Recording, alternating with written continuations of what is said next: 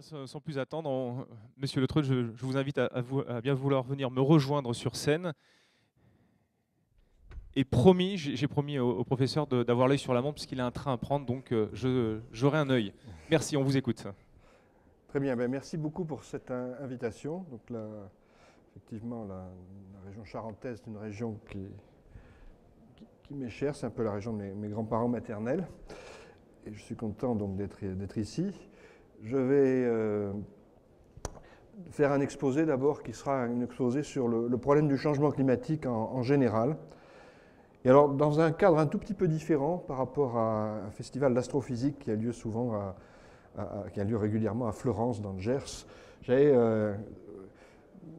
conçu cette première slide qui m'a semblé parfaitement adaptée à une ville qui est très axée sur la bande dessinée comme Angoulême.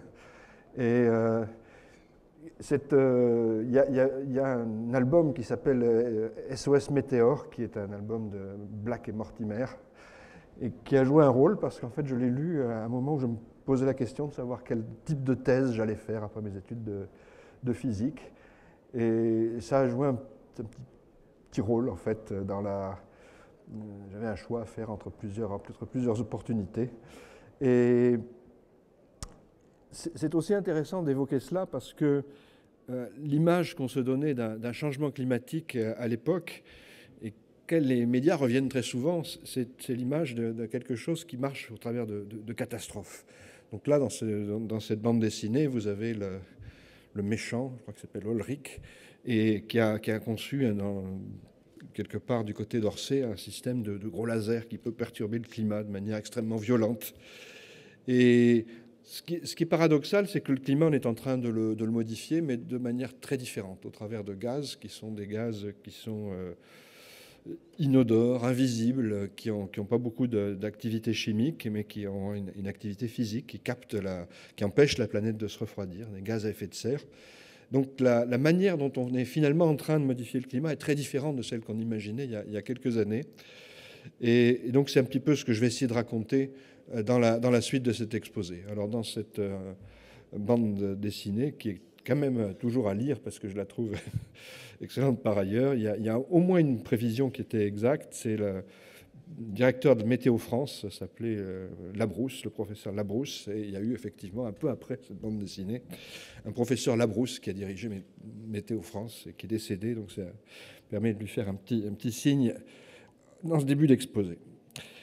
Voilà, donc ce que je voudrais faire maintenant, c'est donc rentrer dans le vif du sujet.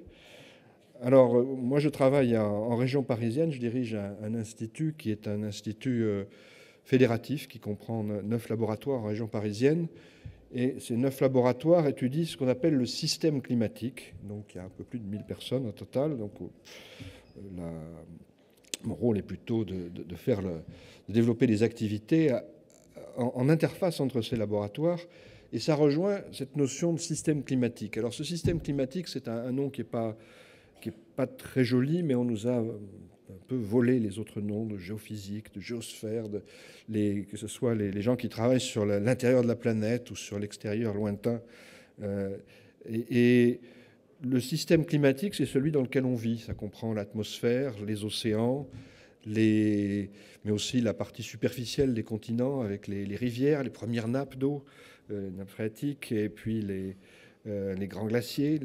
Il y a aussi d'ailleurs dans ce système la vie, tout ce qui est végétation, biosphère, hein, donc on parle souvent de sphère, d'atmosphère, d'hydrosphère, de cryosphère, de géosphère et de biosphère. Donc toutes ces sphères forment le système climatique. Et ce système climatique, c'est un système qui fonctionne de manière, je dirais, unique, enfin je veux dire par là, toutes ces composantes sont en interaction constante. Au fil du temps, on a toujours des changements qui lient tous ces systèmes les uns aux autres. Et c'est ce qui fait la différence et qui rend aussi un petit peu compliqué quelquefois l'appréhension des problèmes climatiques et en termes de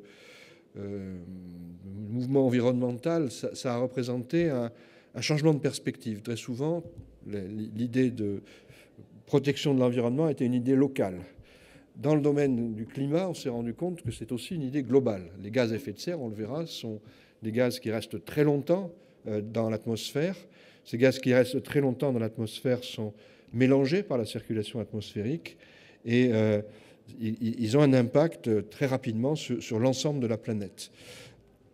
Donc, on reviendra là-dessus, mais cet impact est ensuite redistribué, modifié par les interactions qu'on a entre toutes les composantes que l'on voit ici. Donc toutes les flèches ici, c'est des liens qu'on peut avoir entre l'atmosphère, les océans, les continents. C'est des liens qui peuvent être des liens physiques, par exemple de l'échange de chaleur, mais aussi de l'échange de mouvements. L'océan est mis en route essentiellement par les vents atmosphériques. Et puis ça peut être aussi des échanges de matière, de l'eau. Le cycle de l'eau est un des cycles les plus importants du système climatique, puisque le premier terme de chauffage de l'atmosphère, c'est la condensation de l'eau qui l'apporte.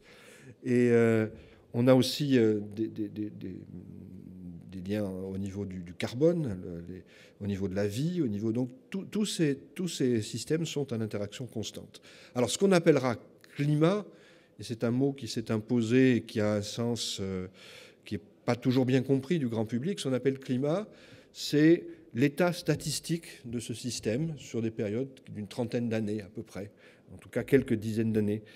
Alors ça veut dire, quand on parle de statistiques, ça veut dire les moyennes, ça veut dire aussi des situations qui peuvent être des risques. Par exemple, si on a pour ce système et sur une région donnée un risque d'inondation très forte, une inondation centenale, cette inondation centenale, elle se manifestera peut-être pas pendant les 30 années qu'on considère, mais ça fait partie du climat. Le fait qu'il y ait un risque d'inondation fait partie du climat sur une région donnée.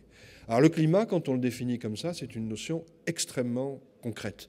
Alors on a toujours tendance à penser que le climat est une notion abstraite, alors que le temps qu'il fait aujourd'hui, qui fait que je prends ou pas mon parapluie, c'est beaucoup plus concret. Le climat, c'est ce qui permet de dessiner des infrastructures, de dessiner des systèmes d'agriculture, des systèmes de production divers. Donc le climat, c'est ce qui forme en fait l'essence même du monde dans lequel on vit. Et c'est au contraire une notion sans doute qui est, en termes d'infrastructure, en termes d'activité au sens large pour une région donnée, a un sens peut-être encore plus concret que le problème de la météo, de savoir s'il fait beau ou pas demain, qui a aussi son importance bien sûr. Alors, ce climat, il est en situation de changer très, très rapidement à cause de gaz qu'on appelle les gaz à effet de serre. Alors je vais essayer de donner quelques idées. Et les idées, elles ont trait à deux choses. D'abord, les échelles de temps, montrer que c'est un problème qui est en développement extrêmement rapide. Et puis aussi, peut-être, au caractère très particulier de ce que représentent ces émissions de gaz à effet de serre par rapport au système climatique. Alors, je vais d'abord parler peut-être plus des échelles de temps, et je reviendrai sur ce que sont les gaz à effet de serre. Mais ici, ce que vous avez sur ce diagramme, ce sont bien 3 gaz à effet de serre, dont on a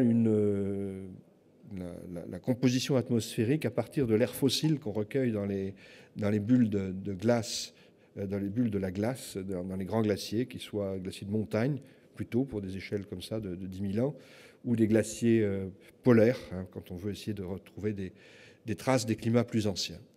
Alors là, on se limite à 10 000 ans d'une période qui est une période chaude, qu'on appelle l'Holocène, qui fait suite à des périodes glaciaires. On avait, il y a 20 000 ans, un âge glaciaire avec des grosses calottes de glace de plusieurs kilomètres sur l'Europe et l'Amérique du Nord.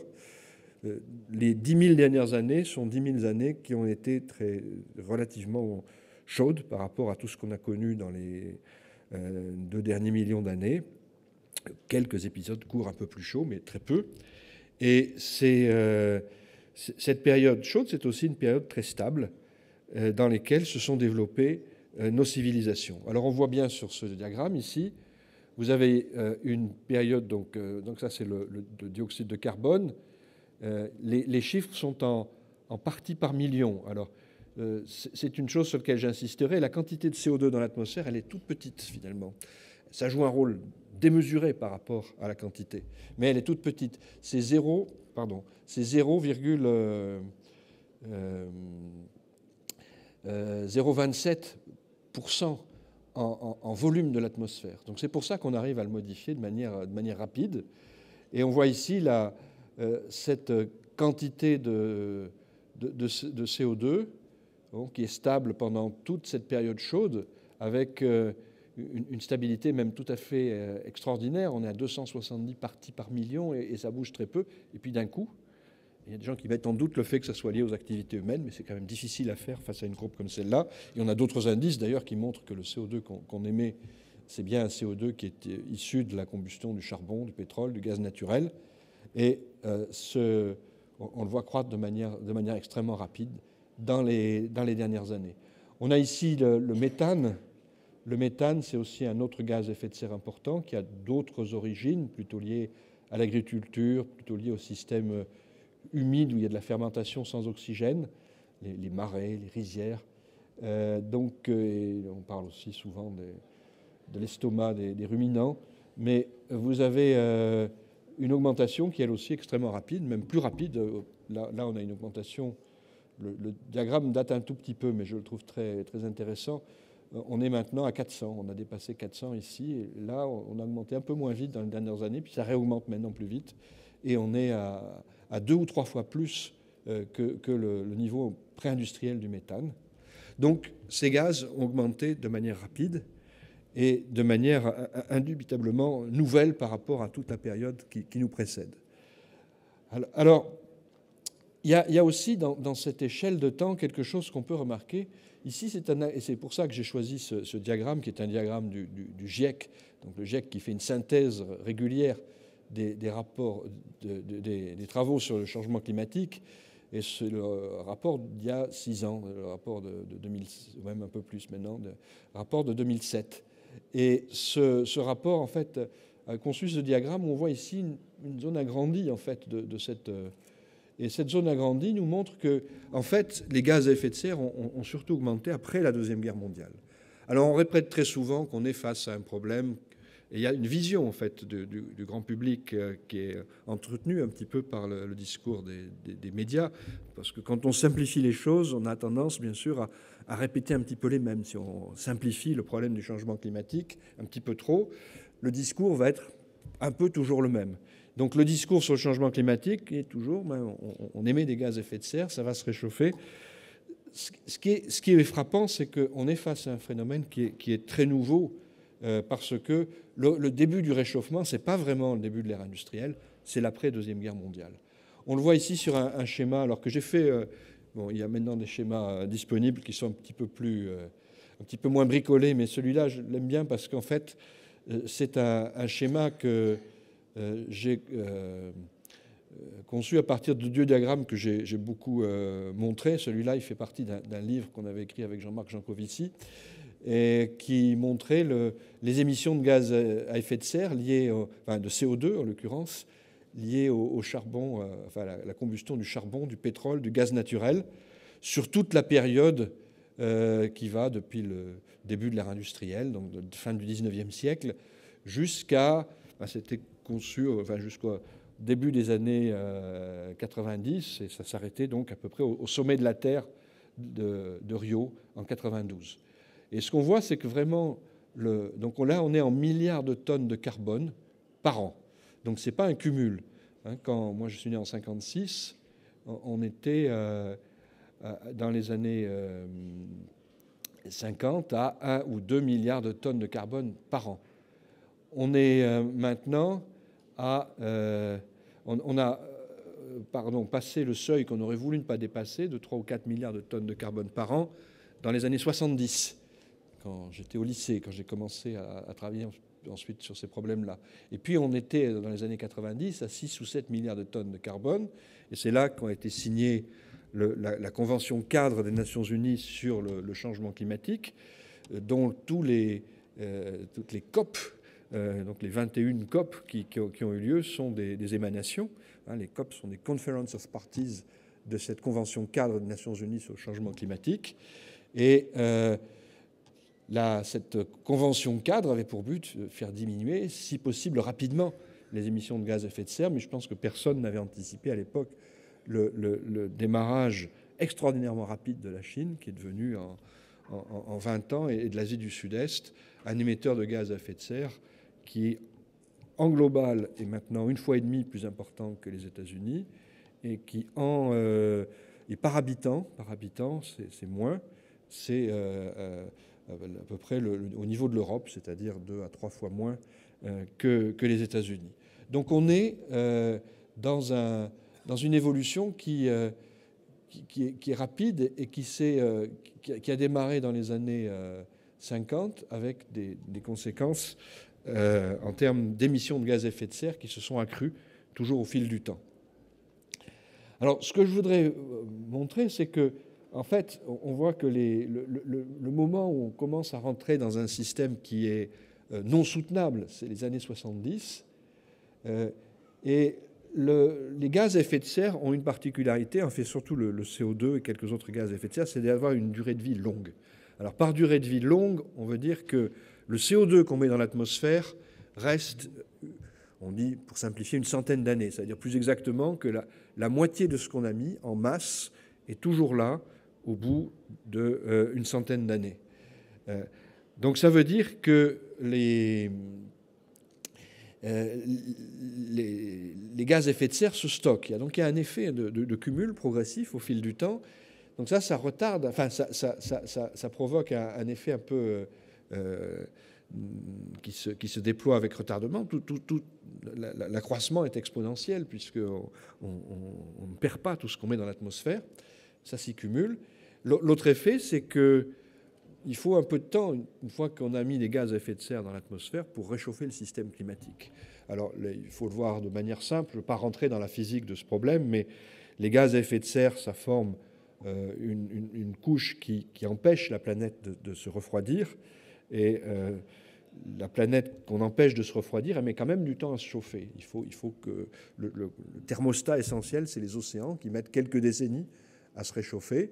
Donc le réchauffement de la planète, il a commencé à se faire sentir de manière observée à partir des années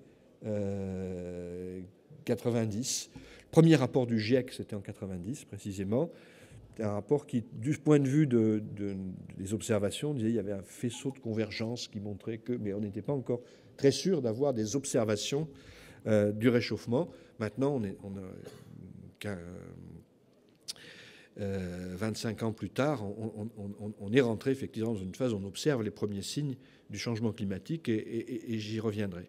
Ça veut dire qu'il y a eu toute une phase assez longue entre les années 60, 70 et le début des années 90 où essentiellement l'alerte sur les problèmes climatiques a été due aux physiciens et à des calculs de physiciens qui disaient, donc à des calculs de prévision liés à la physique. Ce qui a un effet modéré, il faut le dire, sur la prise de décision, puisque les gens préfèrent voir pour croire. Ce qui est un problème dans ce problème du changement climatique, c'est que quand on verra vraiment, il sera nettement trop tard. Alors, quelques indications sur comment les gaz à effet de serre sont émis. Alors là, il s'agit du CO2. Et il s'agit de chiffres qui sont en moyenne sur la décennie 2000-2010. Donc, ils sont un petit peu inférieurs à ce que sont les estimations actuelles. Donc, vous avez une part qui est liée à tout ce qui est usage des combustibles fossiles. Alors là, il y a quelque chose qui mérite une remarque, c'est qu'on montre ça avec des fumées. Le CO2, c'est un gaz transparent. Alors, il y a une énorme difficulté à représenter sur un support graphique un gaz transparent. Donc, on le montre via un gaz ici qui se condense très vite dès qu'il est dans l'atmosphère, en partie.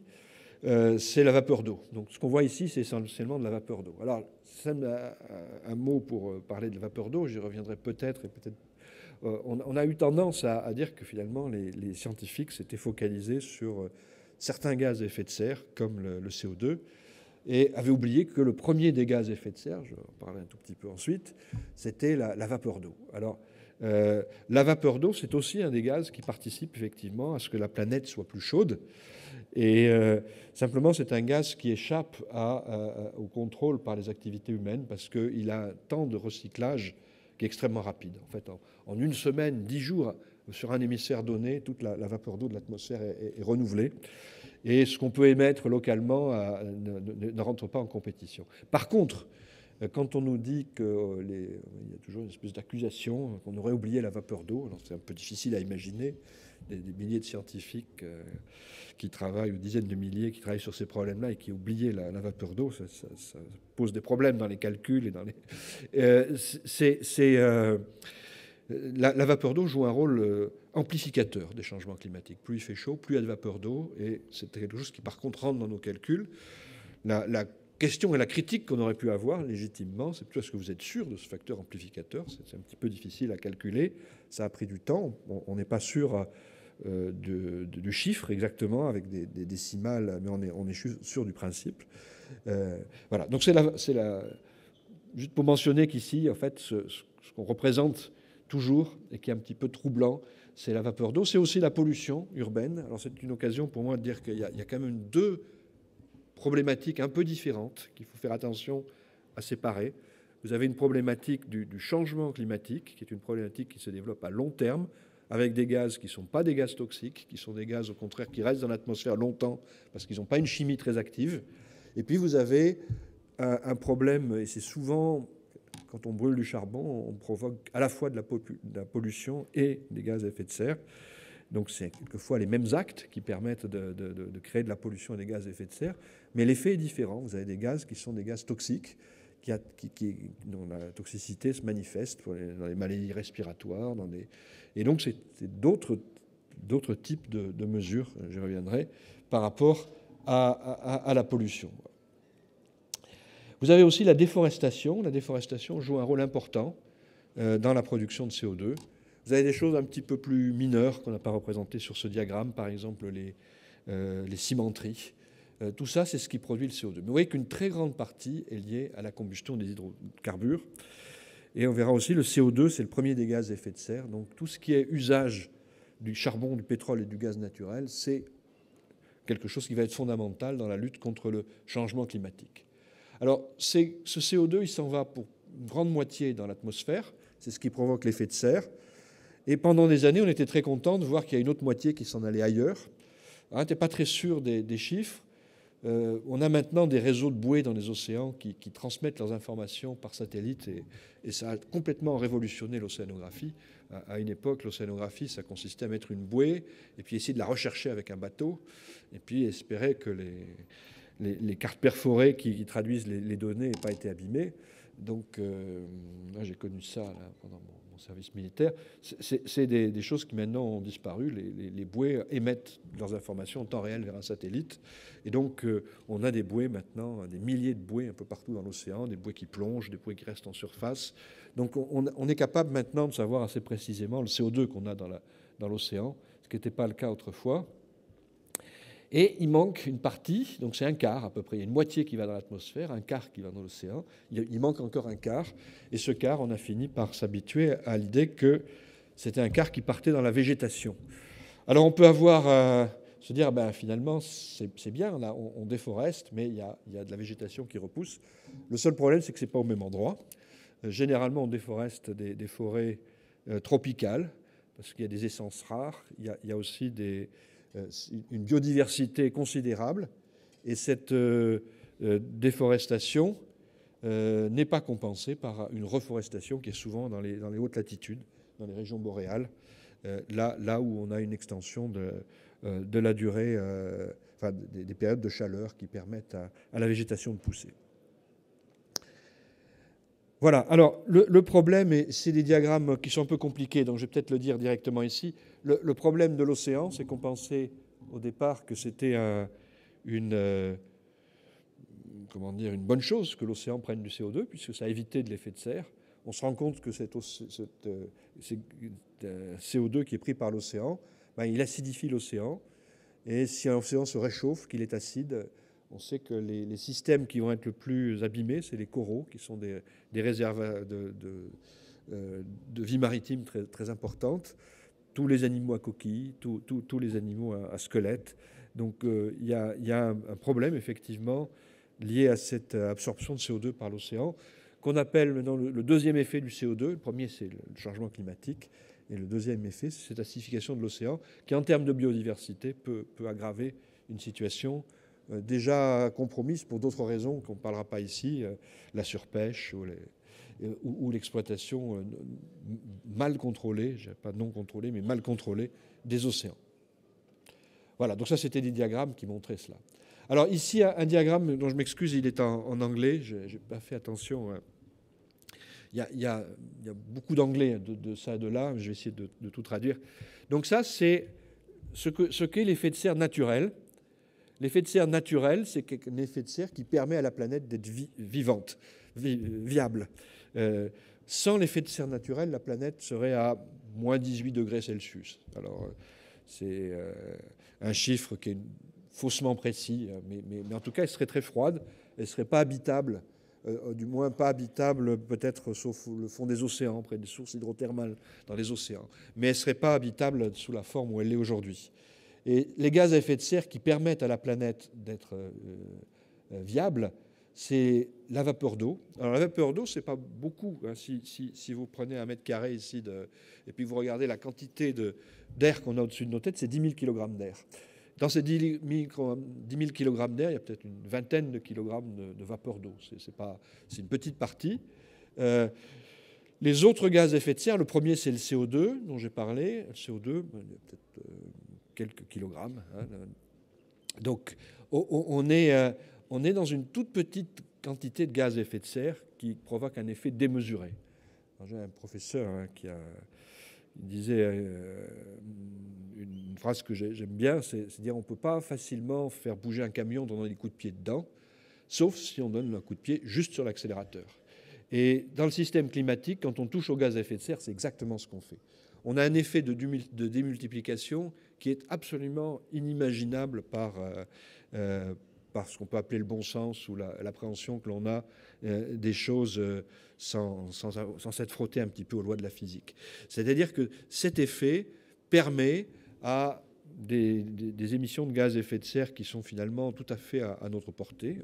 J'ai dit, c'est 0,027% en volume le CO2 dans l'atmosphère. On a été capable déjà de modifier ça de manière extrêmement rapide au cours des dernières décennies, et ça a un impact extrêmement fort sur le climat.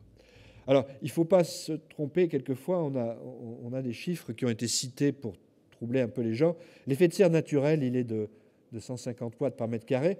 L'effet additionnel, pour redonner des chiffres le plus précis, ces diagrammes sont un tout petit peu anciens, il y a une partie qui est liée au CO2. Hop là. Il y a une partie qui est liée au CO2, une partie qui est liée au méthane, une partie qui est liée à un oxyde d'azote, protoxyde d'azote. L'ozone est un gaz un petit peu particulier qui est lié en grande partie à une chimie de destruction du méthane. Vous avez les CFC, ou fréons, souvent en France. Fréon est une marque, mais on utilise souvent ce mot en français. Il a l'avantage d'être relativement joli. Et tous ces gaz qui restent longtemps dans l'atmosphère, mais l'ozone un peu moins, sont des gaz qui ont créé un chauffage additionnel qui est de 3 watts par mètre carré à peu près, alors que le chauffage des gaz à effet de serre naturel est de 150 watts. Alors, il faut réaliser que la planète est une planète à 300 degrés Kelvin, et que ces 300 degrés Kelvin, on les perturbe au centième, ce qui veut dire des degrés, en fait, en termes de modification. Et le climat de la planète, sur les derniers 10 000 ans, a varié avec des ordres de grandeur du dixième de degré. Alors, c'est des ordres de grandeur, mais c'est pour dire que les choses sont très cohérentes. On sait qu'on est en train de provoquer quelque chose qui, en ordre de grandeur, est très important par rapport à tout ce qu'on a pu connaître au cours des 10 000 dernières années, et qui, en fait, nous rapproche des transitions glaciaires-interglaciaires. On va le voir, un changement climatique, ça va être quelque chose qui peut nous amener à 5 degrés de réchauffement global. Alors, ça ne parle pas beaucoup, mais ce qui nous sépare d'un âge glaciaire, c'est aussi une différence de température globale de 5 degrés. Donc, tout ça pour dire que les ordres de grandeur, on les a eus très vite. Donc, je parlais de ces années 70 où on a commencé à réfléchir. La question qui a été posée, et souvent elle n'est pas posée comme ça dans les médias maintenant, c'est on émet des gaz à effet de serre, est-ce que c'est dangereux? Est-ce qu'on a le droit de le faire? Ou est-ce qu'il y a un principe de précaution qui nous dit qu'on n'a pas le droit de le faire parce qu'on a trop d'éléments qui nous disent que c'est dangereux? Et la réponse a été oui très vite. Elle a été oui très vite, sauf que les enjeux qui étaient derrière sont tellement colossaux parce que les hydrocarbures sont tellement liés à notre mode de développement qu'on n'a pas pu se contenter de cette réponse un petit peu à l'emporte-pièce. Donc il a fallu argumenter sur tout un tas d'objections qui nous ont été posées pendant des années. Et la création du GIEC a été liée à cela, c'est-à-dire comment mettre à contribution l'ensemble de la communauté scientifique pour faire un dossier qui est de l'épaisseur, qui est du fond et qui permette de répondre à la plupart des questions, si on le lit. Alors, il y a un deuxième point que je voudrais signaler par rapport à ça. Ça, c'est un diagramme issu du GIEC. Et je le montre de deux manières, généralement. Quand j'ai du temps, et plutôt, par exemple, dans les cours de master, je le détaille.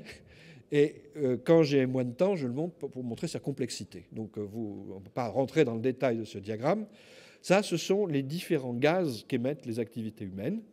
Et ces différents gaz qu'émettent les activités humaines, vous avez en haut des gaz qui sont des gaz à durée de vie longue dans l'atmosphère, ce qu'on vient de voir.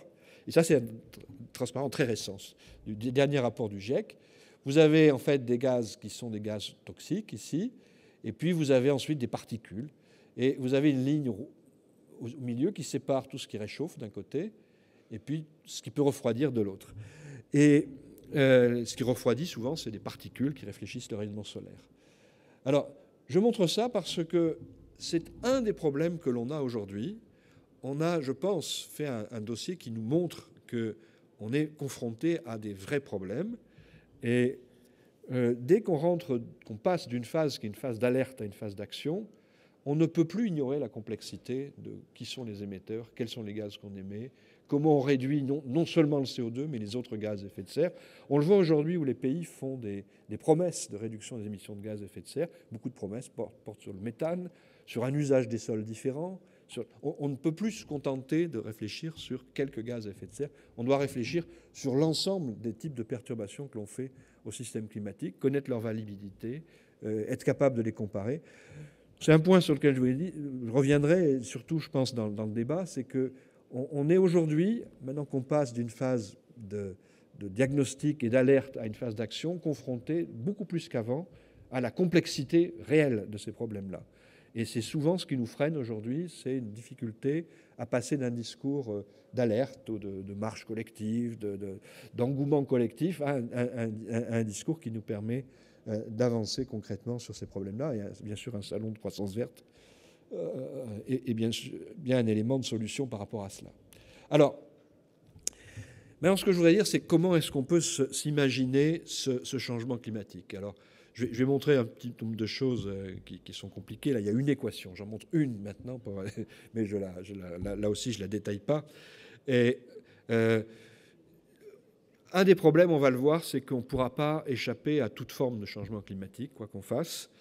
Et donc, on a besoin d'avoir une image de ce changement climatique, non seulement comme une sorte d'alerte sur ce que ça peut représenter, mais aussi parce que, en partie, on sera obligé d'essayer de s'y adapter. Alors, la manière dont on a essayé de se représenter le changement climatique, c'est passé par de la modélisation. La modélisation, elle a deux caractéristiques majeures. La première, c'est qu'elle s'appuie sur des lois physiques. Alors, je montre toujours cette équation. Alors, c'est une équation issue d'un cours que je fais à Polytechnique, mais c'est une équation qui montre en fait le mouvement de l'atmosphère. C'est l'équation de Newton, F égale m gamma, mais sur une sphère tournante. Bon. Donc je ne vais pas insister là-dessus, sauf je voudrais montrer les dates de cette équation. C'est une équation qui a été établie dans les années 1900, l'équation de Navier-Stokes. Ce n'est pas quelque chose d'extraordinairement récent. On est dans de la physique qui est une physique ancienne, et c'est ce qui nous permet de comprendre très largement le monde dans lequel on vit, de comprendre pourquoi on a des climats qui sont différents dans la zone intertropicale, dans la zone extratropicale. On a beaucoup de clés sur comment le monde peut évoluer, qui sont des clés qualitatives. Ce qu'on essaie de faire de plus avec les équations, c'est de s'en servir comme un moyen de faire une sorte de maquette du monde. Donc, en gros, de faire vivre à partir des équations une sorte de planète artificielle. Donc les équations, on part d'un certain état, température, d'humidité, nous permettent de faire vivre cette planète, un peu comme la planète réelle, et donc de créer une sorte de maquette informatique de la planète réelle. Alors c'est un travail qui n'a été possible que parce qu'on a eu des ordinateurs extrêmement puissants. Le premier à avoir l'idée de ça, c'est un professeur qui est devenu célèbre, pas seulement à cause de ça, il a fait d'autres travaux qui sont restés connus, mais il a, donc, le professeur Richardson, et son idée, c'était justement d'utiliser ces équations pour faire de la prévision, pour essayer de recréer le climat. Et il s'est heurté au problème du calcul. Alors, il avait imaginé, même calculé un peu comment il fallait. Il y avait des gens dans un grand hémisphère, comme ça, enfin, dans un grand. Non, c'est même pas un hémicycle, enfin, dans une sorte de stade. Il y a plusieurs dizaines de milliers de personnes, plusieurs milliers de personnes, je crois, dans sa. Et ces personnes transmettaient le calcul à leurs voisins, un chef d'orchestre. Et ça, c'est une anticipation de ce qu'ont été les ordinateurs qui est tout à fait remarquable. Les ordinateurs sont venus après les années 40. Ils étaient conçus pour des raisons militaires en partie, ce qui fait que Richardson, qui est un Quaker, s'est mis à l'écart de tout ça. Mais ce sont des systèmes qui ont permis petit à petit de développer d'abord de la prévision météo numérique, et puis ensuite de la prévision ou de la reconstitution climatique. Alors on ne fait pas en termes de climat la même chose qu'on fait en météo. On ne fait pas vraiment des prévisions, on fait des études de sensibilité. On regarde, on a une planète, on la fait vivre pendant une centaine d'années, et puis on peut ensuite regarder comment elle vivrait une même centaine d'années si le CO2 était plus élevé. Donc on peut faire avec la planète des études d'impact, avec la planète numérique, avec les modèles numériques, des études d'impact. Et ce travail-là, c'est un travail qui nous a occupés, enfin ça a été mon travail pendant des années, et donc je vais essayer de résumer les résultats par la suite. Alors, d'abord, les modèles sont des modèles qui sont les modèles du système climatique, l'atmosphère, les océans, la biochimie. Enfin, on a essayé de prendre en compte. C'est le travail d'une centaine de personnes à peu près pendant 20 ans, le modèle climatique. Il y en a une vingtaine d'instituts à l'échelle de la planète qui ont développé cela. Et on est en coopération, compétition permanente. C'est-à-dire qu'il y a quand même des éléments de vérification de ces modèles, de vérification de qualité. Et on est donc dans ce mode de coopération-compétition à l'échelle internationale de manière permanente. Pourquoi est-ce que le système peut être modélisé? C'est en grande partie parce qu'il est quand même partiellement organisé. Alors, c'est un des éléments majeurs dans tout ce qu'on peut faire au niveau climatique, c'est de voir qu'on est à la frontière de choses que l'on sait anticiper parce qu'elles sont en partie organisées. Vous voyez ici une image de la circulation atmosphérique, c'est une image radar. Alors partiellement recolorée, réaménagée, etc. Mais on voit les échos radars dans la bande. Alors on est un petit peu au nord de l'équateur parce qu'on est en juillet ici, près de l'équateur, là le poteau noir. On voit des échos radars dans les systèmes dépressionnaires des moyennes latitudes. On voit moins d'échos radars dans la zone où l'air descend et on a les déserts.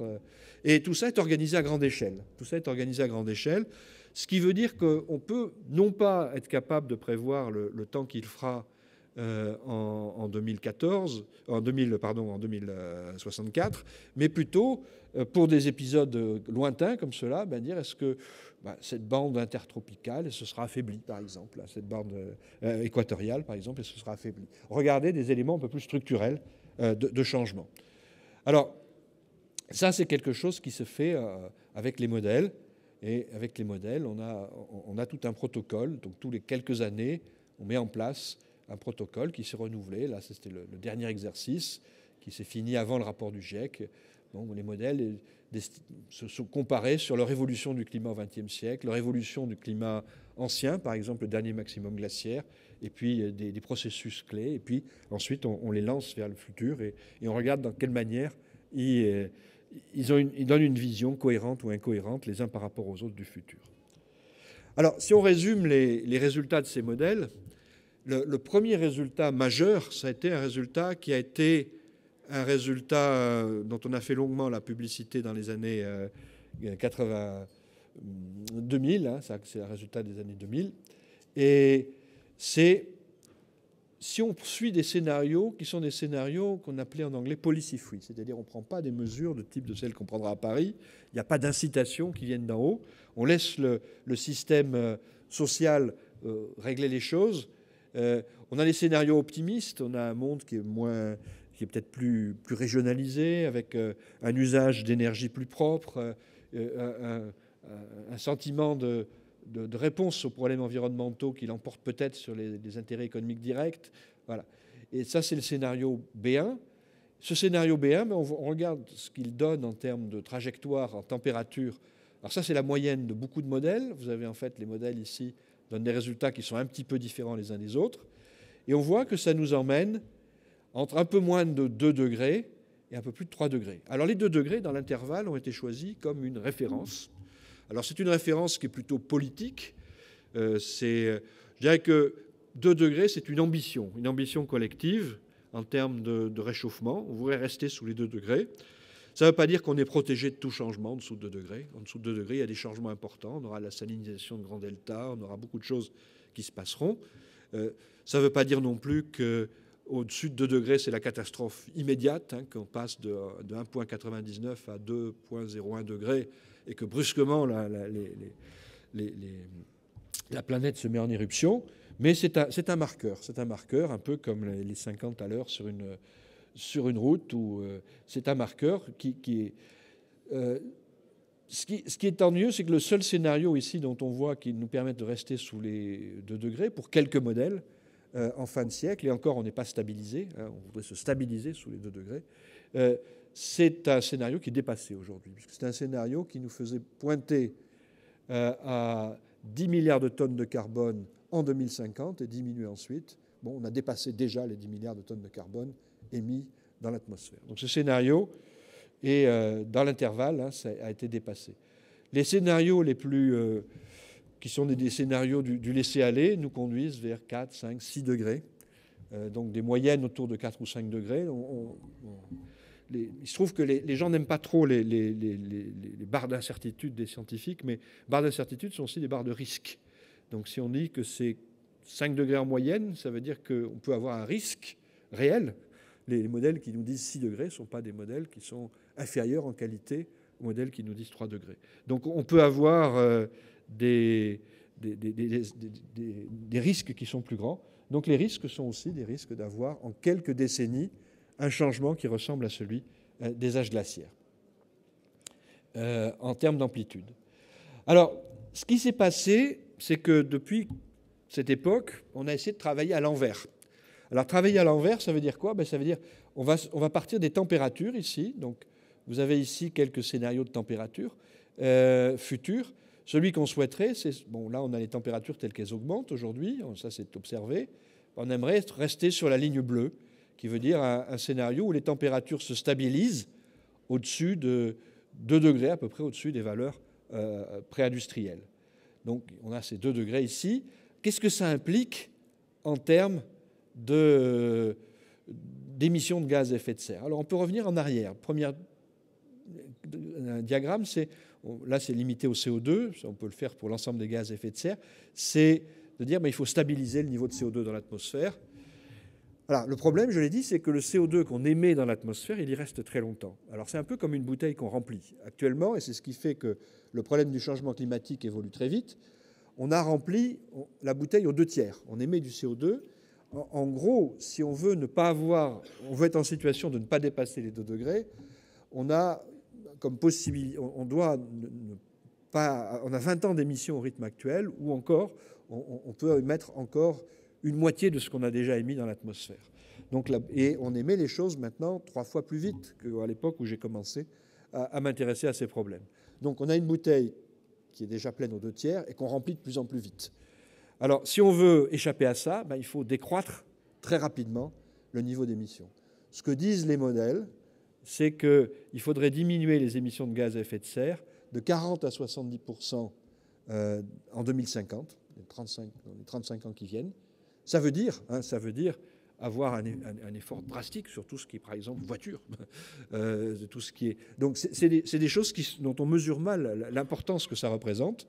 Et puis, en fin de siècle, être à l'équilibre carbone, c'est-à-dire être capable d'aller reprendre dans l'atmosphère tout ce qu'on y met, ce qui veut dire quelquefois même avoir des émissions négatives, donc être capable de capter le carbone. En fait, si on a encore des voitures en fin de siècle, il faut être capable de capter le carbone qu'on mettra. Ça, c'est si on veut stabiliser le climat au-dessus de 2 degrés. Alors, je vais laisser pour les questions, en fait, ce que ça représente, mais je voudrais que vous ayez en tête que c'est un travail absolument considérable. Alors, ces temps-ci, les États ont fait des promesses pour la conférence de la Paris COP21. J'étais à l'origine d'un petit groupe d'évaluation qui travaille sur justement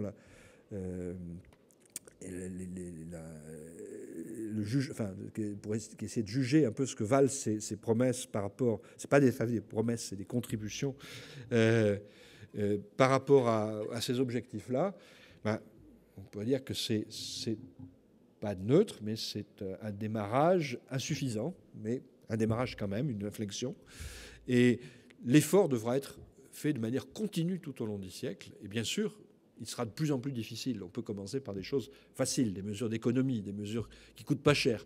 Mais au fur et à mesure qu'on rentrera, qu'on approfondira les choses tout au long du siècle viendra, on rentrera nécessairement dans des mesures de plus en plus structurelles, dans des choses qui seront de plus en plus difficiles à appréhender et qui demandent en fait, en termes énergétiques, des efforts de recherche et développement qui, à mon avis de non-spécialistes dans ces domaines énergétiques, ne sont pas là pour le moment.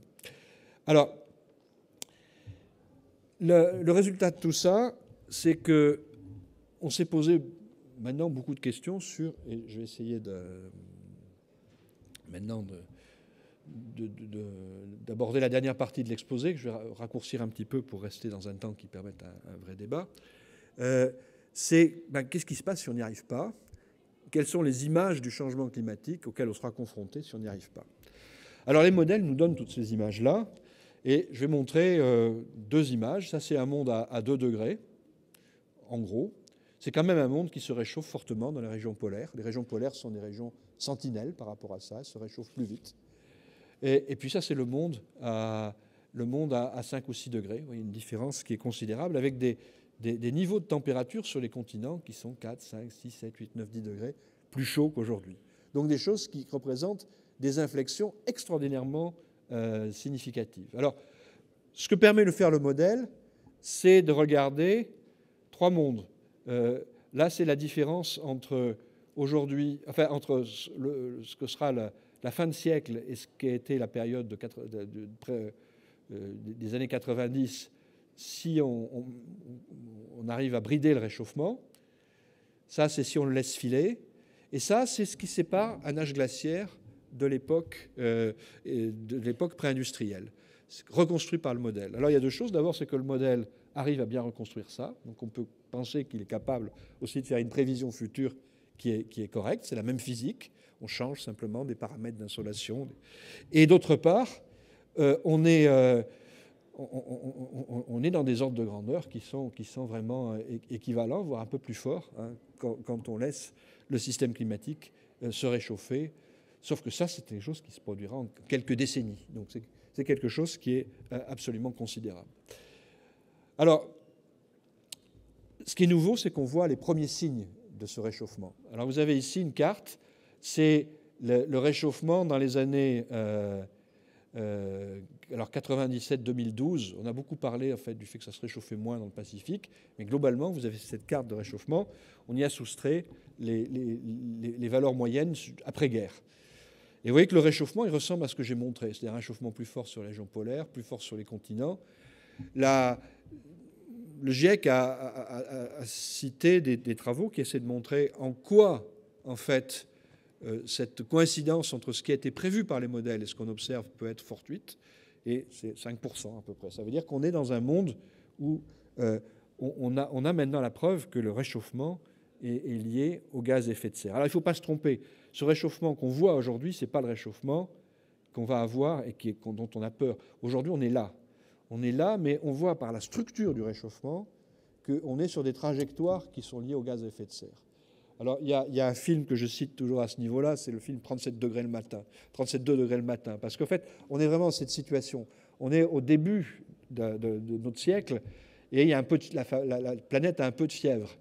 Ce qui nous intéresse, bon, elle a un peu de fièvre, mais c'est le fait que cette fièvre peut correspondre à une maladie qui va croître ensuite et nous amener vers d'autres états. Le changement climatique, d'une certaine manière, il est là, mais en même temps, essayer d'imaginer ce qu'il aura comme conséquence par rapport à ce qu'on voit déjà, c'est quelque chose qui est très trompeur, je pense, qui donne une certaine tranquillité. Beaucoup de gens réagissent à un discours qui consiste à dire le changement climatique, il est déjà là. Bon, il est déjà là, on vit, hein, ce n'est pas un gros problème. En fait, ce sera quelque chose, si on le laisse faire, qui sera beaucoup plus important que cela. Alors, il y a des conséquences très directes du réchauffement climatique, et ces conséquences très directes, on les connaît. Relèvement du niveau de la mer, ça c'est lié au réchauffement, si vous voulez, et on sait que le relèvement du niveau de la mer va être probablement de 50 cm à 1 mètre en fin de siècle. On a la décroissance de la banquise arctique qui couvrait en fin d'été 8 millions de kilomètres carrés, qui en couvre presque à peine plus de la moitié aujourd'hui en fin d'été, donc la glace pérenne sur l'Arctique. Vous avez aussi le vivant. Le vivant est un témoignage extraordinairement fidèle des changements climatiques, que ce soit au niveau des animaux ou au niveau de la végétation. Ça, vous avez la manière dont la végétation peut être impactée. Alors, c'est des études un petit peu anciennes, mais le diagramme est parlant et il a été confirmé. On voit que la production nette de végétation dans la zone intertropicale, si on réchauffe, va être affectée de manière adverse. Il y a beaucoup de régions qui sont des régions qui sont vulnérables par ailleurs et qui sont pauvres. Et c'est donc des régions qui vont avoir une sorte de double pénalité entre la pauvreté qu'elles ont déjà et la manière dont le changement climatique peut les affecter. Et aux hautes latitudes, je l'ai dit, la végétation peut au contraire profiter des conditions nouvelles. Et de manière très générale, les animaux, par exemple, ont un espace vital qui est très confiné par les conditions climatiques. On voit aujourd'hui des prises de pêche qui correspondent à des poissons qui sont plutôt tropicaux. Donc le vivant est un témoignage des changements en marche qui est très efficace. Alors après, il y a une grande difficulté, c'est tout ce qui est lié à l'eau. Alors je vais en dire que quelques mots, je ne vais pas être trop long, mais en fait, le système climatique n'est pas complètement prévisible. Il y a des aspects prévisibles, des aspects un peu imprévisibles.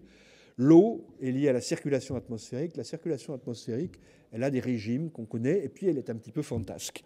Et parce qu'il y a des moussons qui varient d'une année sur l'autre, qui sont imbriquées les unes dans les autres. Je ne vais pas rentrer dans trop de détails.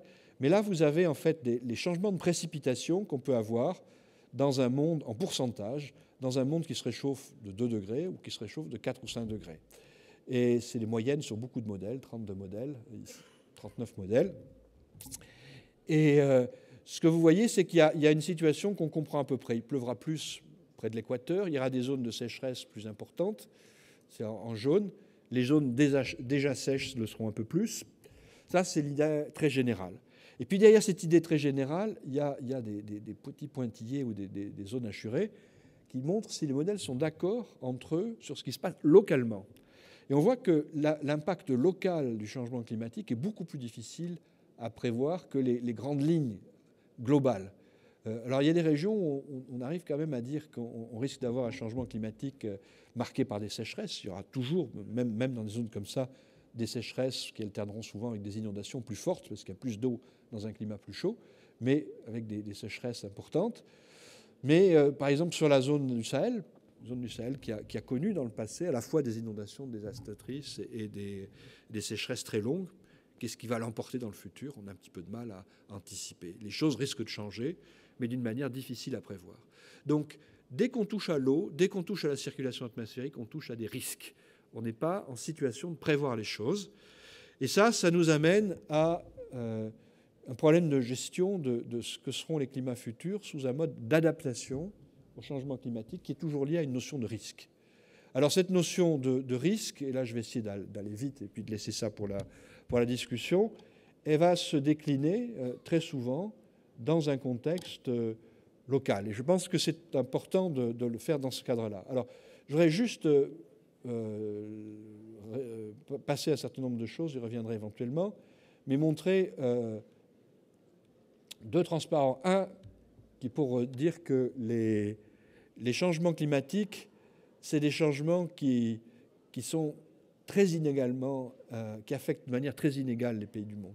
Vous avez ici les besoins alimentaires. Alors les chiffres après la virgule ne veulent pas dire grand-chose. C'est un diagramme qui vient de la FAO, mais bon, les chiffres après la virgule ne veulent pas dire grand-chose, mais c'est les besoins alimentaires pour différents continents à l'horizon 2050 en multiplication de la situation actuelle.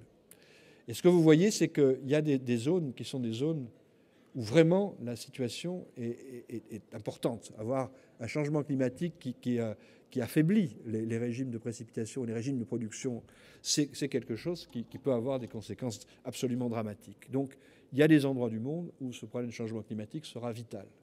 Alors, nous, on a fait un travail qui est un travail...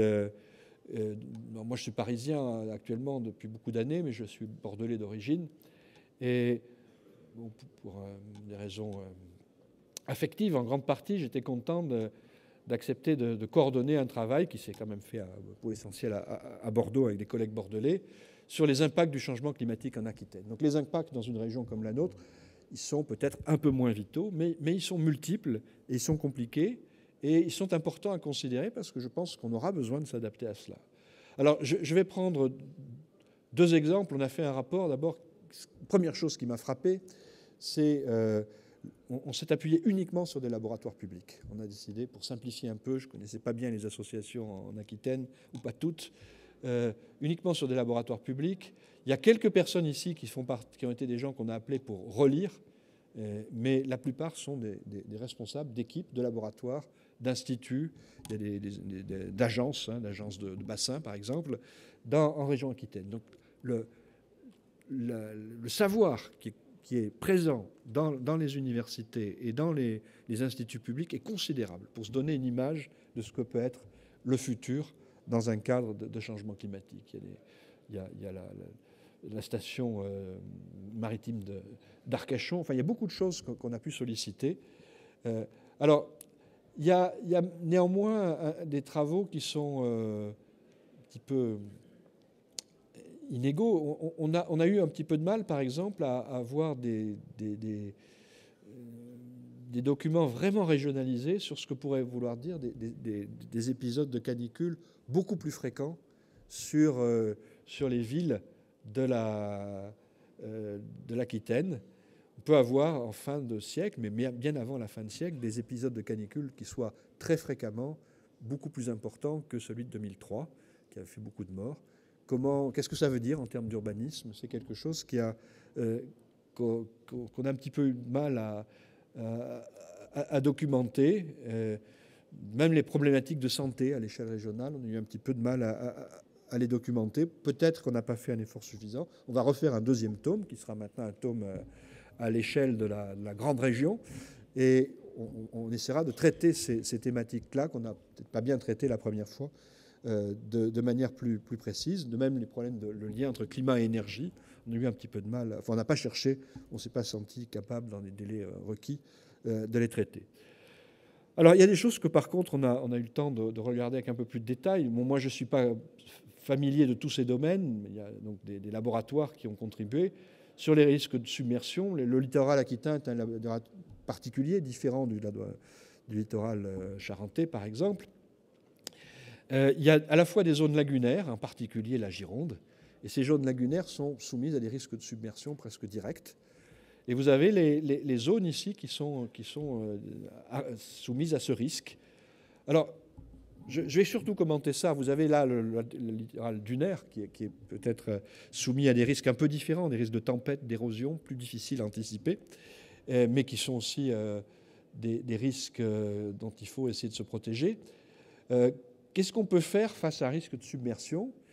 Il n'y a pas grand-chose à faire en dehors d'une alternative. C'est soit on court le risque, et on court le risque de devoir s'en aller au bout d'un moment, soit on anticipe largement avec des œuvres, des digues, des protections qui mettent souvent un petit peu de temps à se mettre en place. Alors il y a des régions du monde, par exemple en Hollande, où il y a des polders, par exemple, le gouvernement hollandais a décidé qu'il ne les défendrait pas. Alors ce que je dis souvent, c'est que ce problème du changement climatique régional, il est très important parce qu'il peut donner une image de ce que sont les problèmes et on a aussi une différence entre ce qu'est la réduction des émissions de gaz à effet de serre. Les gaz à effet de serre qu'on met dans l'atmosphère, ils restent très longtemps. Donc, il faut ne pas les mettre, réduire tout de suite leurs émissions. Une fois qu'ils sont dans l'atmosphère, il y a un petit peu de temps pour qu'ils agissent, ce que j'ai dit, quelques décennies. Et je dirais que ce petit peu de temps-là, c'est ce petit peu de temps de la démocratie, du débat, de la discussion. Qu'est-ce qu'on peut faire face à des risques de submersion? Je pense que ça mérite effectivement d'alimenter des débats, tant que ce n'est pas encore un problème trop immédiat, trop grave et trop critique. Il y a ici les problèmes aussi de la meilleure protection, c'est le cordon dunaire. Il faut qu'il soit en bon état. Il faut que les villes soient derrière le cordon dunaire. Ce n'est pas toujours le cas. Le Conservatoire du littoral a beaucoup œuvré pour que le cordon dunaire soit en très bon état. Il y a des villes qui sont les pieds dans l'eau, comme Nakano. Est-ce que ça doit rester comme ça? Donc il y a des choses à discuter. Alors, je ne vais pas multiplier les exemples, la montagne, l'eau, enfin on a fait beaucoup de chapitres, mais je pense que ce que je voudrais dire, c'est que la région peut être aussi un espace d'éducation sur ces problèmes de changement climatique, parce que c'est là qu'on voit que les problèmes du changement climatique, et je vais peut-être m'arrêter là, se lient à d'autres problèmes. On est maintenant dans un état où on a un peu dépassé les enjeux. On voit qu'on aura du mal à éviter une certaine forme de changement climatique. Donc, le problème du changement climatique se lie aux problèmes de biodiversité, aux problèmes sociaux, aux problèmes de pauvreté, aux problèmes de... Et cette complexité-là, je pense qu'au niveau régional, on peut l'appréhender peut-être facilement, plus facilement, la discuter, et ça peut être un espace de motivation aussi pour les citoyens à regarder les choses de manière qu'on n'a pas. Alors, je pense que les discussions internationales sont absolument nécessaires, comme celle de la COP21, sont même fondamentales, très importantes, mais ne suffisent pas. Et il y a beaucoup de choses. Il n'y a pas de grand bouton du CO2 qu'on puisse tourner au niveau des chefs d'État. L'action contre les gaz à effet de serre, c'est quelque chose qui va passer par des multiplicités de choses locales. Et donc, ce regard local est aussi extrêmement important. Et je pense aussi extrêmement motivant pour tout un chacun. Voilà, je vais m'arrêter là. Merci beaucoup, professeur, pour cette présentation. Pardon de vous avoir un petit peu pressé. On va pouvoir passer au jeu des questions-réponses. Vous êtes nombreux à avoir pris des notes. Je vois Jacques Barbier au premier rang qui était très à l'écoute de ce que vous avez dit. Vous pouvez peut-être vous rafraîchir et vous asseoir si vous préférez, ça sera peut-être plus simple pour vous. J'ai une première question à vous poser. Est-ce que l'humanité a une conscience suffisante de ce changement climatique? Et si jamais c'est le cas, est-ce que finalement on ne va pas malgré tout droit dans le mur? Alors je pense que la prise de conscience a beaucoup augmenté dans les dernières décennies, mais qu'elle n'est pas suffisante. Et on entend très souvent dire qu'il faudrait que les gouvernements écoutent les scientifiques, prennent des actions, mais je pense que l'importance de ce qui est en jeu n'a pas été complètement intériorisée. Et on ne peut pas imaginer que sur des problèmes comme cela, il y ait un gouvernement qui prenne des mesures dans un coin et qu'il n'y ait pas une adhésion forte et même une demande du tissu social pour avoir un mouvement dans ce sens-là. Donc je crois que l'effort d'éducation reste très important. Il y a eu ces derniers temps un train du climat qui s'est promené en France, et quand on posait la question, une collègue qui posait la question au début à des jeunes enfants rentrés dans le train, première question, qu'est-ce que c'est que l'effet de serre? Qu'est-ce qui réchauffe la planète? Très peu étaient capables de répondre. Donc il y a une appréhension des enjeux qui, à mon avis, est encore aujourd'hui insuffisante pour faire pression sur les gouvernements, je pense. Et c'est vrai en France, c'est vrai ailleurs, malheureusement. Oui, j'ai pris beaucoup de notes. J'ai pris beaucoup de notes parce que c'était remarquablement intéressant. Merci pour cette excellente conférence. Ça m'a posé quelques questions. Voyons les diagrammes qu'on a qui ont été visionnés. On a l'impression que le pôle Nord souffre plus que le pôle Sud au niveau de l'augmentation de température. Il y a une explication, non? Oui, en fait, le pôle Nord est un pôle qui est un pôle maritime. C'est une zone d'océan couvert d'une très fine couche de glace. La banquise arctique, c'est quelques mètres d'épaisseur, et entouré de continents où il y a peu de glaciers maintenant, mais surtout de la neige.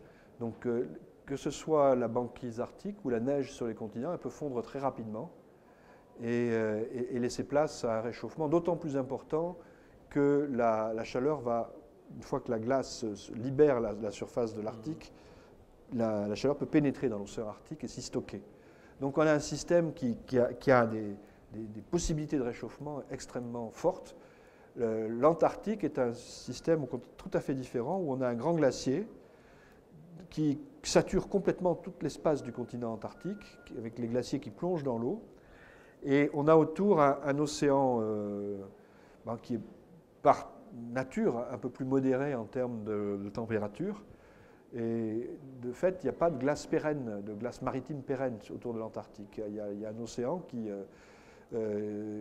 fait que les glaces fondent complètement, les banquises, la petite couche de glace marine, fondent complètement l'été et puis se reforment l'hiver. Et donc il y a moins à perdre en fait dans ce domaine-là. On ne pourra pas faire fondre tout l'Antarctique rapidement, enfin en tout cas on l'espère. Et on ne peut pas non plus. Et l'océan est déjà un bon thermostat. Voilà. Il y a une autre remarque que vous avez faite disant que la vapeur d'eau avait un facteur amplificateur du réchauffement. Et je me suis posé la question, compte tenu du fait qu'il y a de nombreux gaz à effet de serre qui ont été cités, est-ce qu'il y a des effets de synergie entre eux? Est-ce que le fait d'avoir du méthane, plus des protoxydes d'azote, plus etc., est-ce que c'est additif ou est-ce que ça peut conduire à des synergies?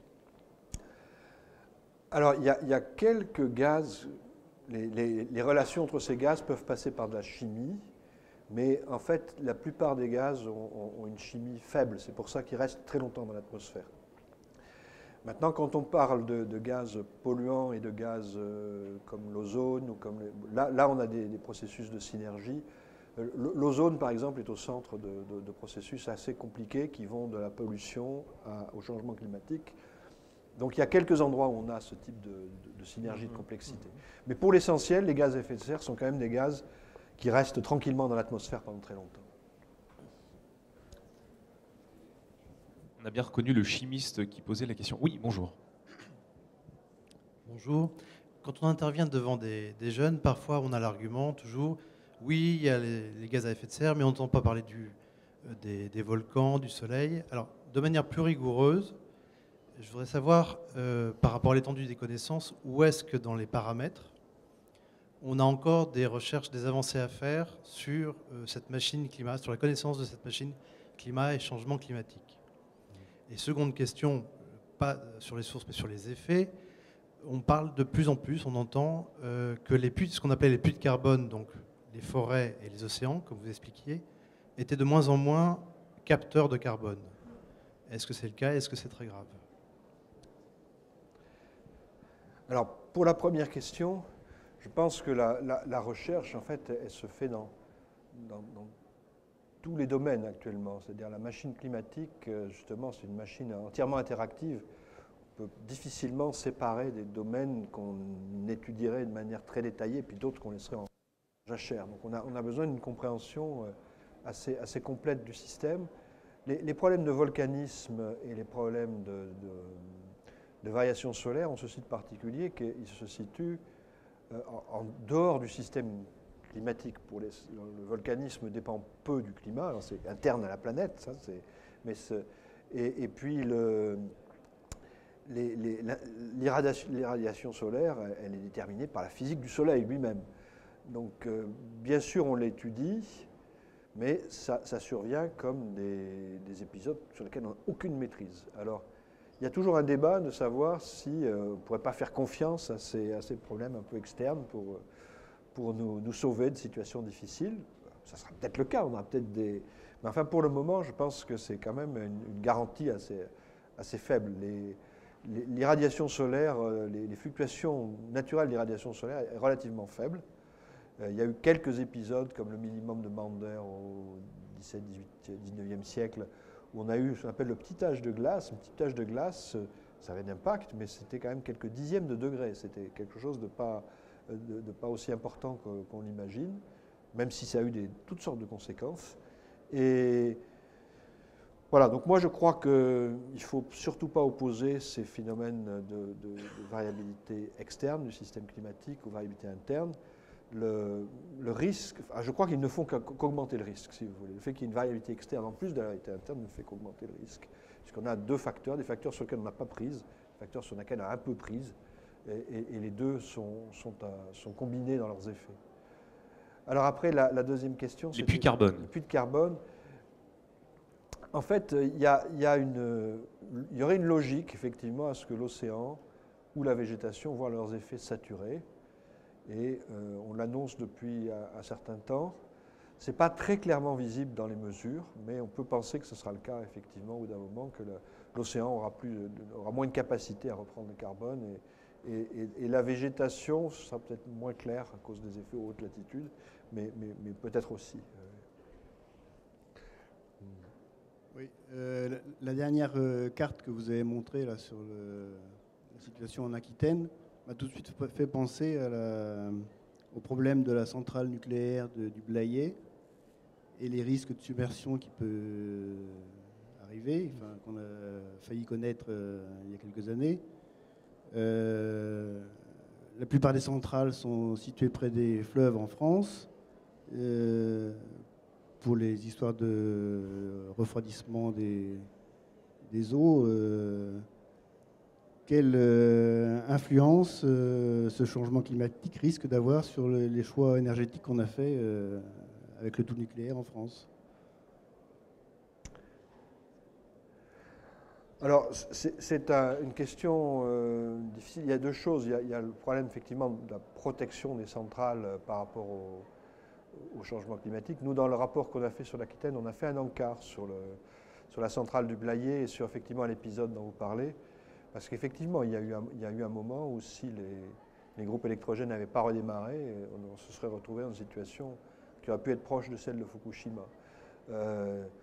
Donc, EDF assure que depuis, il y a des travaux, on n'a pas cherché à investiguer là-dessus.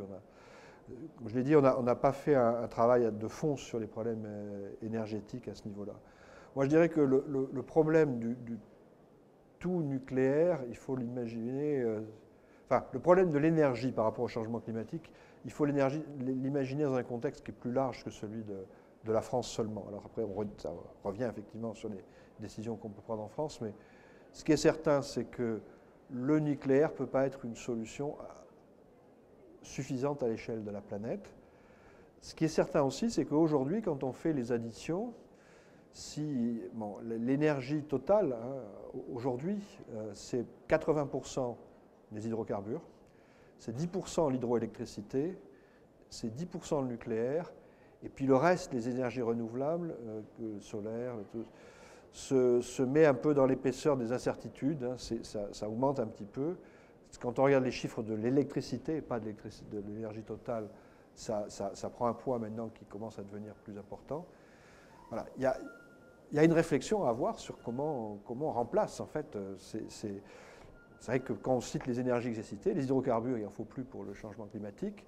Nucléaire, on sait qu'il y a des dangers, c'est évident.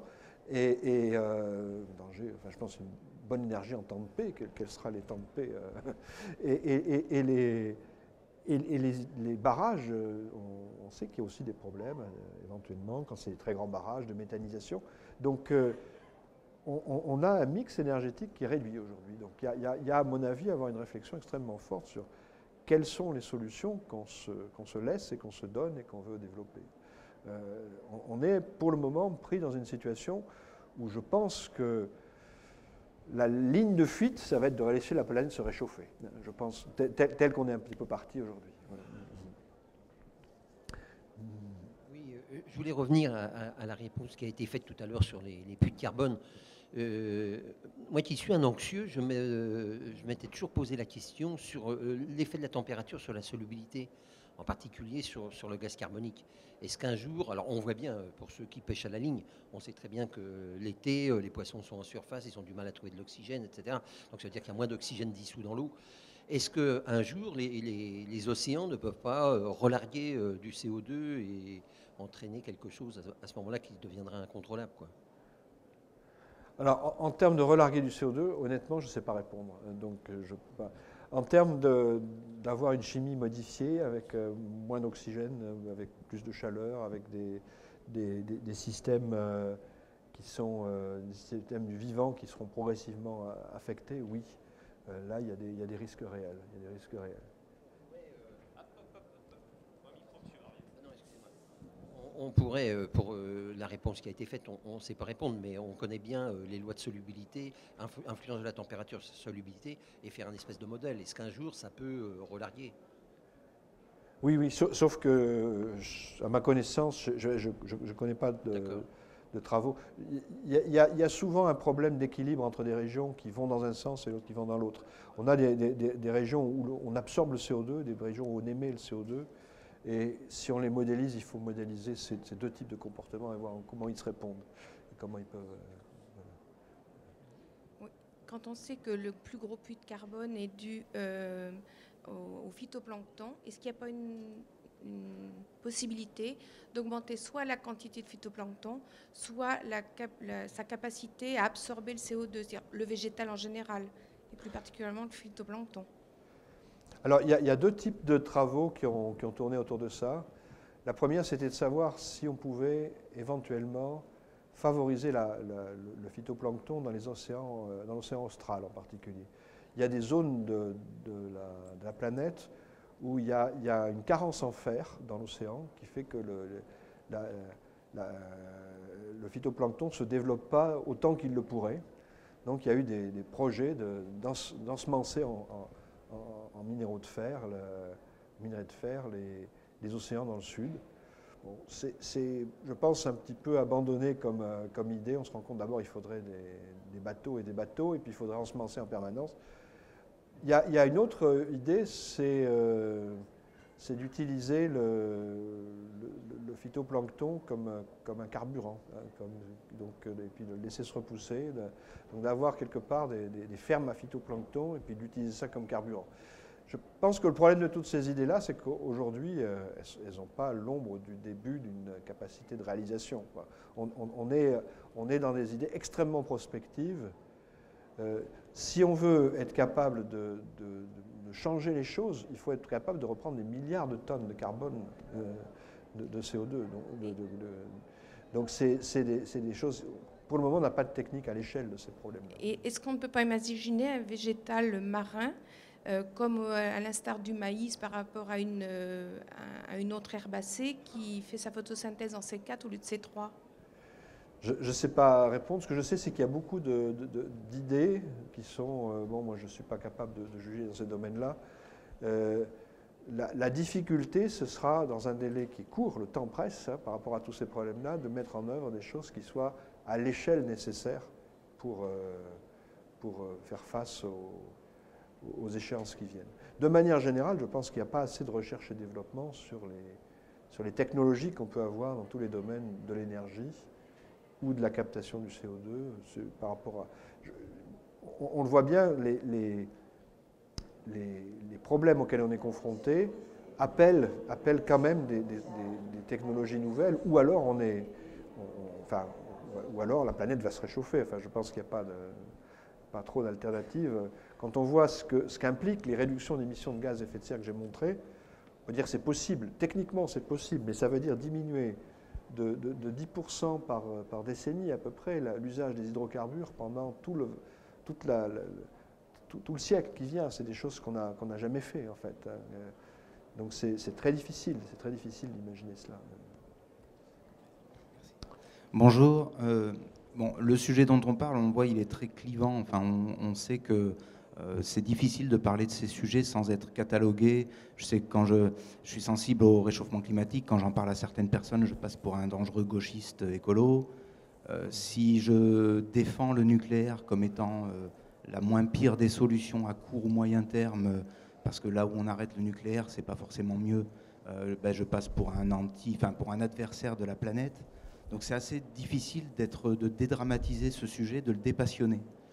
Et alors ma question, c'est, vous en tant que scientifique, à mon sens, vous portez une responsabilité inédite, c'est-à-dire que dans l'histoire de l'humanité, je ne pense pas qu'on ait eu un épisode équivalent dans l'histoire où la connaissance scientifique nous amène à prévoir quelque chose de très négatif et où les décisions de la plus grande importance, enfin je veux dire les décisions les plus fondamentales, les décisions sociétales ont un rôle à jouer.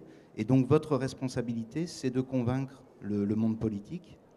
Et ma question est, que faites-vous pour y parvenir et pensez-vous un jour y parvenir et si oui, quand? Parce que la COP21, on le sait, on le sait déjà, il n'y aura pas de grandes décisions qui seront prises lors de la COP21 puisque le principe de décision, c'est l'unanimité.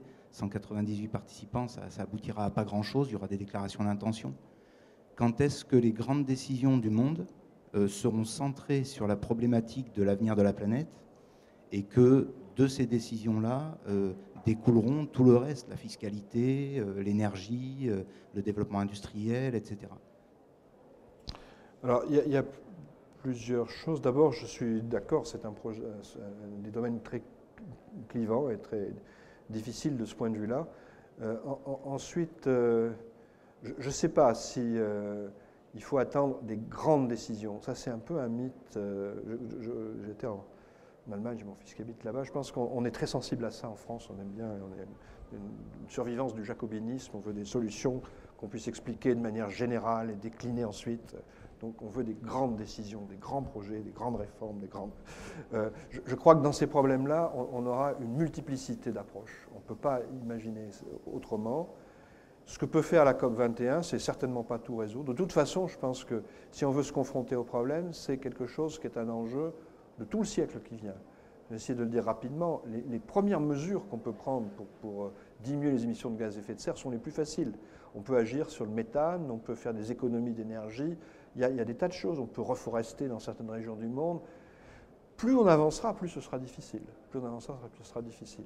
Donc je pense qu'on va avoir à Paris un accord où il y aura tous les pays, où il y aura un accord sur des mécanismes pour continuer, ce qui est déjà pas mal, si on arrive à avoir des points de rencontre qui soient des points de rencontre à relativement court terme. Il faut voir qu'aujourd'hui, dans la négociation actuelle, bon, c'est une négociation onusienne qui a été voulue comme telle par beaucoup d'associations. On est par exemple en train de discuter d'un petit segment d'émissions sur la période 2020-2030. Pourquoi pas avant 2020? Parce qu'avant 2020, on est toujours sous Kyoto, donc on va décider de choses qui ne prendront effet qu'en 2020. Donc bon, les gens font des promesses, des contributions. Si on a un mécanisme qui d'ici 2020 arrive à les rediscuter, si ce mécanisme est acté, c'est déjà quelque chose qui est positif. Donc il faut penser qu'on est dans un monde où je crois que ce qu'on peut attendre de ces grandes décisions politiques, c'est plutôt un cadre général. Les décisions vraies se passeront au niveau où on produit l'énergie, au niveau où on fait les schémas d'urbanisme, au niveau où on décide comment on fait les infrastructures de transport dans chaque pays. Et je crois que le rôle possible de la science dans ce domaine-là, et de ce point de vue-là, je trouve que ce qui s'est fait cette fois-ci, c'est très intéressant, c'est de regarder les chiffres, de faire les comptes, de dire est-ce que c'est suffisant, insuffisant. Là, l'avantage de ce qui a été fait, là où tous les pays ont fait des déclarations volontaires, c'est que on a tous les chiffres, on peut faire les additions, on peut regarder, on n'a pas voulu le faire maintenant parce que c'est difficile avant la conférence, mais c'est pour chaque pays le mettre dans un référentiel. Bon, il y a des situations très différentes, des pays qui émettent du gaz à effet de serre depuis 20 ans, d'autres depuis 150 ans, d'autres qui sont en situation de guerre, d'autres qui ont des problèmes démographiques insupportables. Chaque pays est un cas différent. Mais on peut, pour chaque pays, selon différents critères, le confronter à ce qu'il aurait dû faire ou ce qu'il devra faire. Donc je crois qu'il y a effectivement probablement une gouvernance par l'information, par la transparence. Je pense que c'est la seule qu'on puisse imaginer dans les époques qui viennent. Les scientifiques peuvent servir à ce niveau-là de facilitateurs en essayant d'organiser l'information, de la mettre à plat, de la diffuser. Je pense que ça sera notre rôle majeur. Peut-être de le faire, le GIEC a été un effort important dans ce cadre-là. Le GIEC a pour défaut d'être tous les 6 ans. il faut peut-être un système d'intervention un petit peu plus rapide. Aujourd'hui, là, autour des négociations climat, on voit des chiffres qui sortent. On est sur la route des 3,6 degrés ou des 2,7. Ça n'a pas énormément de sens. Donc, bon, ce n'est pas le discours du GIEC non plus. Enfin, c'est des choses qui sortent quand même. Donc, je pense qu'il y a besoin probablement d'une capacité à mettre de l'ordre dans ce qui se dit à plus courte échelle de temps que tous les 6 ans. Je rebondis, une question qui intéressera sûrement Jean-François Macaire, amateur de vin et spiritueux. Demain, quelques degrés supplémentaires sur notre territoire, est-ce que ça peut compromettre la qualité des vins de Bordeaux, du Haut-Poitou ou du Cognac? Alors, pour le Bordeaux, il y a un chapitre consacré à ça dans notre rapport. Oui, la chose qui a déjà le plus changé, c'est le degré en alcool. Hein. Les vins de Bordeaux sont faits facilement à 14-15 degrés. On n'en est plus à la chaptalisation où il fallait mettre du sucre pour tenir le degré en alcool. Donc, après, faut-il s'en inquiéter ou pas, à votre connaissance? Je crois que ça pose des problèmes. S'en inquiéter, c'est des problèmes que moi, en tant que scientifique, on peut pas. Il y a d'autres cépages, hein. Quelle que soit l'évolution des climats, on peut imaginer d'autres cépages, on peut imaginer d'autres manières de faire du vin. Le problème, c'est comment on le valorise, comment on organise ça. Donc le problème, il est autant social, autant, je vois la région bordelaise, les classements des grands crus, des premiers grands crus, tout ça, c'est des choses qui ont un certain âge maintenant. Et donc c'est pas facile de reprendre ça et de modifier ça. Donc modifier des cépages qui font la marque d'un vin, c'est peut-être pas facile non plus. Donc je pense qu'il y a des problèmes qui sont là plus d'ordre social, mais qui sont effectivement importants et difficiles. Mais pour aller un tout petit peu plus loin, parce que dans Science et Vie de ce mois-ci, là, on nous dit peut-être qu'il y aura du sorgho bientôt qui va envahir nos plaines, le chikungunya qui va s'installer. Est-ce qu'on va trop loin? Est-ce qu'on fait peur ou il y a une petite part de vérité? Je sais que le sorgho, il y a vraiment eu des études là-dessus. Alors pour des raisons dont je ne suis pas sûr, on peut dire que c'était peut-être pas la meilleure solution, mais c'est vrai que si le climat se réchauffe, on peut essayer d'autres céréales. Il n'y a pas de raison. Et alors le chikungunya, il y a des maladies à vecteurs qui peuvent venir. Alors c'est toujours compliqué. Il y a des facteurs qui sont pas pas seulement climatiques aussi, qui sont dans les Landes. Il y avait autrefois du palu, par exemple. C'est l'assèchement des landes qui a permis la disparition du palu. Donc il n'y a pas que les facteurs strictement climatiques. Oui, bonjour. Une question un peu scientifique là. Si on grossit un peu les courbes d'évolution des températures, il semble qu'on vient de connaître une période d'une dizaine d'années qui ressemble plus à un plateau qu'à une courbe ascendante. Et auquel le GIEC faisait allusion dans son dernier rapport. Enfin, est-ce que vous pouvez confirmer ça? Et une espèce d'anomalie pour laquelle les explications n'étaient pas évidentes, quoi. Donc, est-ce qu'on en sait un peu plus sur cet infléchissement des températures, on va dire, dans la dernière décennie, là? Oui, alors c'est certain que les fluctuations climatiques liées aux gaz à effet de serre, elles se marquent sur des périodes longues, hein, sur des périodes de plusieurs décennies. Et si on regarde, peut-être montrer un transparent que je pense avoir là et que je pense avoir sauté. Je vais voir si je l'ai. Je commence à parler. Donc en fait, on a un mélange de variabilité naturelle et de variabilité. Voilà, c'est celui-là. Donc vous voyez, ça c'est les températures. Donc ça, je pense que je ne l'ai pas actualisé, c'est il y a 2 ans à peu près. Donc vous voyez, là c'est l'hémisphère nord. Et ça c'est la zone intertropicale et ça c'est la zone extratropicale sud. Donc on a dans la plupart des cas une augmentation qui est claire du réchauffement de la planète et qui est plus forte dans l'hémisphère nord, qui coïncide bien avec ce qu'on peut attendre. Alors, le fait qu'on ait de la variabilité naturelle, on peut le voir sur les courbes en noir, qui sont des valeurs année après année. Donc, vous avez des fluctuations année après année. Puis en rouge, on a lissé un petit peu, une moyenne Alors même quand on lisse un peu, on voit que là, vous avez par exemple un sorte de recul. Là, on a un recul un petit peu plus long, effectivement, qui semble s'être arrêté et qu'on a fini par comprendre comme la conjonction de plusieurs oscillations naturelles du climat. Et ces oscillations naturelles du climat ont conduit à une situation qui est surtout marquée par l'absence d'El Niño pendant quelques années. Donc dans le Pacifique Est, des températures qui ne sont pas trop réchauffées. Et aujourd'hui, le El Niño est de retour cette année et la progression des températures aussi. Donc je pense qu'on sera confronté tout le temps à ces phénomènes de fluctuations naturelles qui se superposent à une tendance un peu plus lente. Et on aura toujours du mal à trouver la bonne explication en temps réel parce que c'est compliqué. Il faut dépouiller les résultats. Enfin, c'est plus facile à dire qu'à faire. Donc ça a pris un petit peu de temps, mais je pense que maintenant on comprend à peu près ce qui s'est passé. Et ça ne remet pas en cause le fait que ça va se réchauffer dans le futur, a priori. Merci. Allez, il nous reste... Oui, bonjour. Bonjour, je reviens sur quelque chose de peut-être un petit peu plus trivial et sur le côté un peu alarmiste et notamment la relation que les spécialistes peuvent avoir avec les médias.